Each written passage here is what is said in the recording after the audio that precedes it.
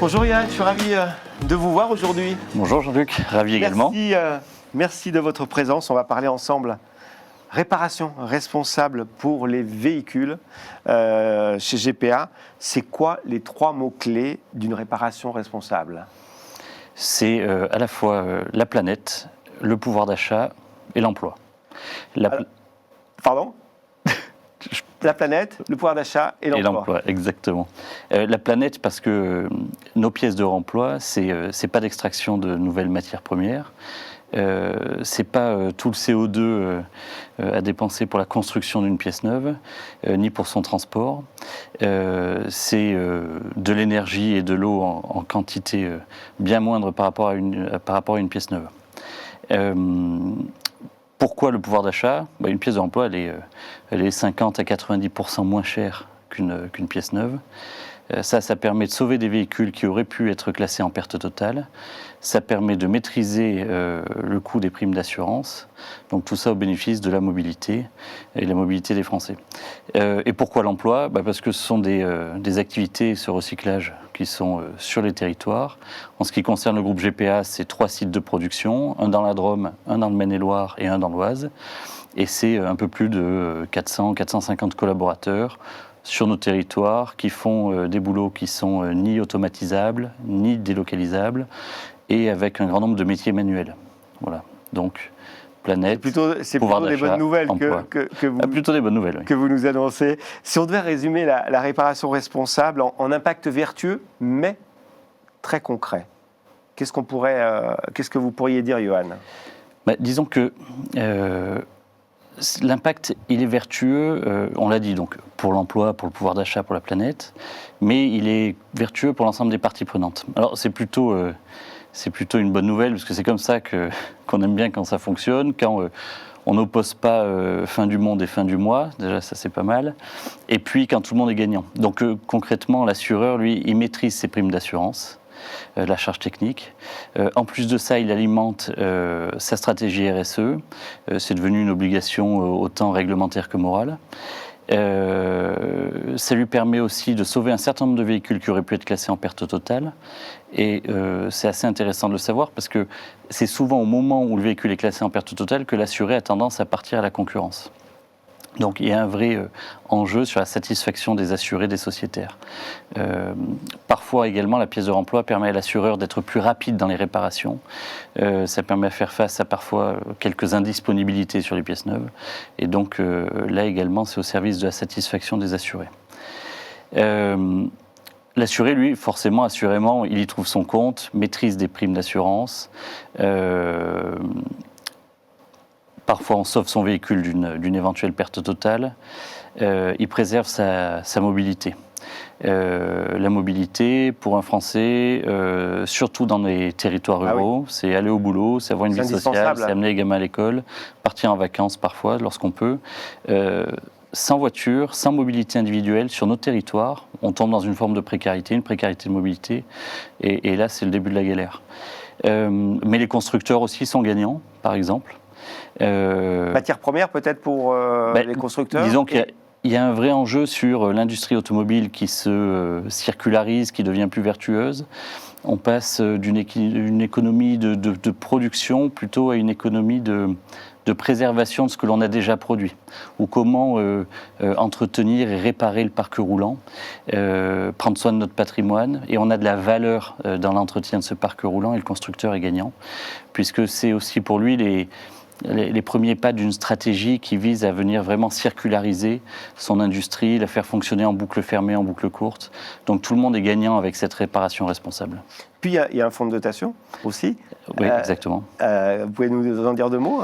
Nos fournisseurs dans le groupe GPA, ce sont essentiellement les compagnies d'assurance. Donc 98% des véhicules que l'on recycle, on les achète auprès des assureurs lorsqu'ils sont classés en perte totale. Pour chacun de ces véhicules, on met 5 € dans le pot de notre fondation, dans notre fonds de dotation. Cette année, c'est un peu plus de 150 000 € qui ont été versés au fonds de dotation. Et ce fonds de dotation, son objectif, c'est d'agir très concrètement sur nos territoires d'implantation, auprès des associations qui œuvrent sur des sujets de territoire, des sujets de développement durable, des sujets de précarité. On a vu les impacts très positifs de la réparation responsable. Est-ce que ça transforme la valeur aussi de certains métiers de la chaîne de la réparation automobile ? Ouais, concrètement, dans les parties prenantes que je n'ai pas encore citées, il y a les réparateurs et les recycleurs. Bon. Nous-mêmes, recycleurs, historiquement, on appelait ça des casseurs. Là, clairement, cette réparation responsable, elle donne le là, elle accélère toute une filière. C'est quelque chose de très structurant. On a toujours eu un métier noble. Le métier de la casse auto était noble, bien que l'image n'allait pas vraiment avec. Aujourd'hui, tout le monde comprend à quel point c'est vertueux de faire ce métier. Ça amène de la noblesse, ça amène de la fierté dans les équipes, c'est vecteur d'engagement. Voilà. Clairement, cette réparation responsable, elle nous amène beaucoup de structure et de sens. Concernant les réparateurs, c'est aussi quand même un excellent moyen, cette réparation responsable, parce que la réparation responsable, c'est dire, avant de changer une pièce, je vais plutôt essayer de la réparer. Si je ne peux pas la réparer, je vais utiliser une pièce de réemploi. Et en dernier recours, j'utiliserai une pièce neuve. La réparation, c'était le geste premier du carrossier. On appelait ça des tauliers formeurs, etc., des carrossiers qui venaient vraiment travailler la carrosserie de la voiture. Mais petit à petit, on a perdu ça, on s'est mis à remplacer des pièces. Bon, on est en train de revenir sur de la valeur ajoutée, sur du savoir-faire. Cette réparation responsable, elle permet ça, elle permet de former, de redonner du sens au travail du carrossier, de lui réapprendre à réparer autant des panneaux de carrosserie que des phares, par exemple, des pare-chocs qui sont en plastique, avec le développement de tout un nouveau savoir-faire. Donc il y a une vraie valorisation des métiers manuels. Donc des carrossiers, des acteurs à la chaîne de la réparation, mais aussi des experts d'assurance. Oui, tout à fait. Typiquement. Exactement. Le rôle de l'expert, c'est un rôle contradictoire sur la meilleure technique de réparation, en échange, en dialogue avec le carrossier. Et forcément, c'est toujours plus intéressant de discuter à comment réparer une pièce plutôt que de se demander comment l'acheter le moins cher possible pour la changer. Donc ça valorise aussi leur métier, leur expertise, comme pour les carrossiers, comme pour les autres acteurs. On ramène de la valeur à 360. C'est une valeur autant économique que humaine, qu'environnementale. C'est une lame de fond qui a vraiment beaucoup de sens. Vous rencontrez beaucoup de décideurs du secteur de l'assurance. Johan, vous les rencontrez en permanence, puisque votre parc, entre guillemets, pas le vôtre, mais celui qui arrive chez GPA, vient des assureurs essentiellement, quasi essentiellement. Oui. Vous rencontrez des directeurs de l'indemnisation. Oui. Quel est le mindset, l'état d'esprit des assureurs aujourd'hui sur peut-être leur responsabilité ou pas, mais en tout cas sur la réparation responsable, pardon. Je pense que ça fait 18 ans que je fais ce métier et que je dialogue avec ces gens-là. Je pense qu'on est rentré dans une nouvelle phase. C'est-à-dire qu'il y a eu clairement une phase d'observation, peut-être une stratégie de petits pas. C'était un peu de l'engagement RSE, c'était une forme d'expérience. Voilà. Sauf que tout ça, ça a mûri et désormais, c'est dans chaque compagnie d'assurance, chaque mutuelle et dans l'esprit de chaque directeur de l'indemnisation, c'est devenu central dans la stratégie. C'est comment réparer mieux, à moindre coût environnemental, tout en veillant à la satisfaction des assurés, des sociétaires. Donc c'est vraiment au cœur de la stratégie, d'autant plus que si on revient à des choses très factuelles, les pièces neuves augmentent bon an, mal an, de 10 à 15% par an.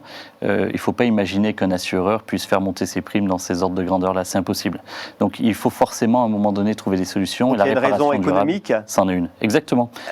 Mais est-ce que vous pensez qu'il y a aussi une forme de responsabilisation sur la fin de vie en fait, des outils de la mobilité ? Ce qui est incroyable avec ce sujet-là, c'est que tout est aussi indissociable que compatible. Ça veut dire qu'en aucun cas on oppose la rentabilité ou l'engagement ou l'impact. C'est un alignement des planètes. C'est un parfait alignement. Donc ça sert à rien. Les intérêts sont convergents. Exactement.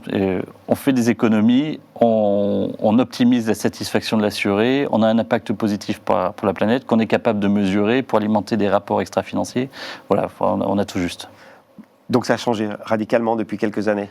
Et du coup, je pense qu'on est clairement désormais dans cette nouvelle phase. Tous les grands acteurs l'ont compris. Et il y a même désormais quelques investissements plus que symboliques sur ces sujets-là, avec des assureurs qui se mettent même à opérer des places de marché pour mieux distribuer la pièce de remploi, mieux faire correspondre l'offre et la demande. Il y a de gros investissements sur la formation des réparateurs, sur la formation des experts, sur la recherche en accidentologie. C'est enclenché, ça y est. Ah oui, c'est plus qu'enclenché, là, oui, on va dire comme ça passe la seconde. Ça passe la seconde. Bientôt la troisième, la quatrième. Peut-être. On espère. L'avenir, on va en parler deux mots. Johan, à quoi ressemblera l'industrie de la réparation automobile dans les années à venir ? Elle sera vertueuse, circulaire, engagée. Mais on a affaire à des véhicules de plus en plus technologiques, électrifiés, avec beaucoup d'électronique. Il y a des gros enjeux sur la montée en compétences, sur les savoir-faire, sur le comment réparer, comment mieux recycler, réemployer tous ces éléments. Donc c'est forcément plus de savoir-faire et de la professionnalisation de la filière. Et les chiffres c'est plus d'1 million de véhicules par an, c'est ça Exactement. En France, c'est 1 million de véhicules par an qui sont recyclés. Qui sont recyclés, c'est colossal.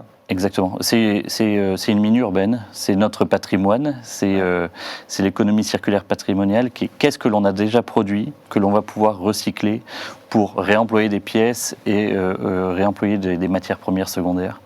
Voilà. Quel message, pour terminer, Johan, souhaitez-vous passer aux assureurs qui vous regardent, au talent de l'assurance auquel vous participez autour de la réparation responsable ?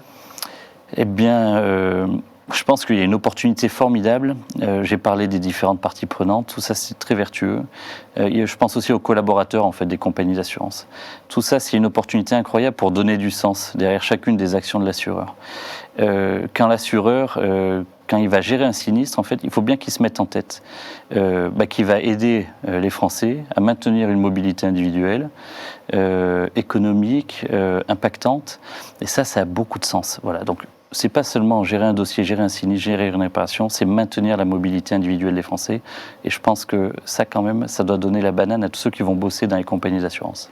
J'ai envie de terminer en vous posant une dernière question. Je crois avoir la réponse, mais quand même, je vais vous la poser, Johan, avant de vous offrir un thé ou un café. Je ne sais pas ce que vous prendrez. Le secteur de l'assurance, aujourd'hui, en 2026, est concrètement engagé dans la réparation responsable ou pas ? Oui, clairement, bien que la route soit encore longue. Et c'est pour ça que c'est extrêmement excitant. Il reste beaucoup à faire, mais on est bien engagé. Merci Johan. Merci.